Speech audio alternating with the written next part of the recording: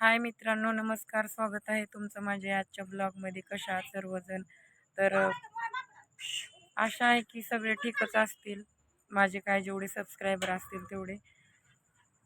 तर आज व्हिडिओ काढण्याचा मुद्दा असा आहे की माझ्या आयुष्यामध्ये एवढं का स्ट्रगल आहे तेच मला कळत नाही आहे. एक जिवंत मड असल्यासारखं जिंदगी जगत आहे बघा मी, एक जिवंत मड.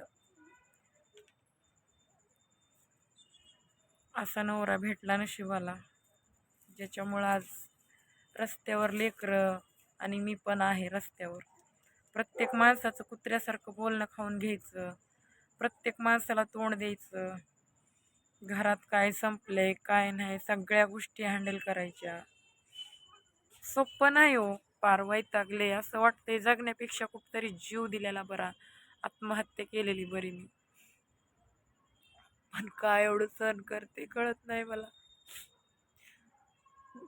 आणि माझ्याच बद्दल असं का होते? मी एवढी वाईट आहे का बरं?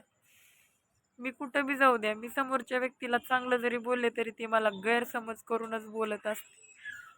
मी कुणासमोर किती बी चांगलं राहायचा प्रयत्न केला तरी मला असं लोक वाईट टाकल्यासारखं का करतात मला तेच कळत नाही. मला लय दुःख होते त्या गोष्टीचं.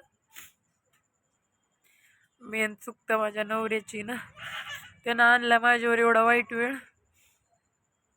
आता मी तुम्हाला आता ही पूर्ण कहाणी सांगणार आहे माझी. फक्त तुम्ही माझ्या चॅनेलला सबस्क्राईब करून ठेवा आणि बघा माझे व्हिडिओ की काय काय होते माझ्या आयुष्यामध्ये, काय काय नाही, काय चालले, काय तमाशा आहे जिंदगीचा, काय तमाशा बनली जिंदगी, ते तुम्हाला बघायला भेटेल. काय ना, माझ्या लग्नाला 7 वर्ष पूर्ण झालेत आणि 7 वर्ष झाले भोग भोगायले. जसं रामानं 14 वर्ष वनवास भोगला होता तसं मी पण भोग भोगायला लागले. आदल्या जन्मी काहीतरी पाप केलं तर ती मला तसा नवरा भेटला, मला सोडून दिलं. 2 लेकरं झाले, 2 भाऊ आहेत, दोन्हीच्या दोन्ही पेताड, 1 रुपयाची कमाई करत नाही, आई वडील गरीब. कुणाच्या तोंडाकडे बघणार आहे मी? मी स्वतःच्या कष्टाला बळ मागते फक्त, आणि लोक माझा फायदा घ्यायचा बघतात एकटी आहे म्हणून. काम करताना तितकाच त्रास आहे, इतके खडूस दुनिया आहे नाही मी बघितली. माझा नवरा चांगला असता तर मी कुणाच्या हाताखाली कामच केलं नसतं. पण आज मला कुणाच्या तरी हाताखाली काम करायची वेळ आली आणि सगळ्या गोष्टी सहन कराव्या लागल्या. का मला वाटते माझे लेकरं कुणाच्या तोंडाकडे बघतात. एक आईच, एक लेकरूच आपल्या आईला म्हणणार की मम्मी मला आज खायचंय हे, मम्मी आम्हाला हे नाही, मम्मी आम्हाला ते नाही.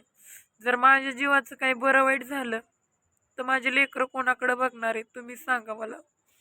त्यामुळे मी सगळ्या गोष्टी सहन करते आणि त्यांना सोडून राहणं म्हणजे माझं दुर्दैव आहे. मी त्यांना नाही प्रेम देऊ शकत माझं. मी जर नाही तिथं राहिले तर माझ्या लेकरांना मी काहीच इच्छा पूर्ण करू शकत नाही मी त्यांची. कारण मला कोणी आधार देत नाही, घरातलं कोणीच. त्याच्यामुळे ह्या सगळ्या गोष्टी मला सहन कराव्या लागतील. असं परमेश्वराची इच्छा, आता काय व्हायचंय ते होऊ द्या. पण मी हिंमत हारली नाही. यूट्यूब चॅनल ओपन केलं, मला वाटलं आता तर माझ्यावर चांगले दिवस येतील, पण माझं सगळी मेहनत पाण्यात गेली. माझं चॅनल बंद झालं, मी एवढी मेहनत करून बंद झालं आणि परत मी चॅनल ओपन केले आणि परत व्हिडिओ काढायले. का? मी हार मानलेली नाही म्हणून, आणि हार मानणार पण नाही. त्या 2 चिमुकल्यासाठी मी प्रयत्न करणार आणि करत राहणार. मला यश नक्की मिळेल अशी आशा करते मी. माझ्या कष्टाला बळ मागते मी फक्त. किरायाच्या घरात राहिले तिथं पण त्रास देणार पुरी. असंच ठेवला पसारा, तसंच ठेवला पसारा, असंच केलं तिनं, तसंच केलं तिनं. म्हणजे मला लय लय असं लय बेकार आहे, लय बेकार जिंदगी माझी.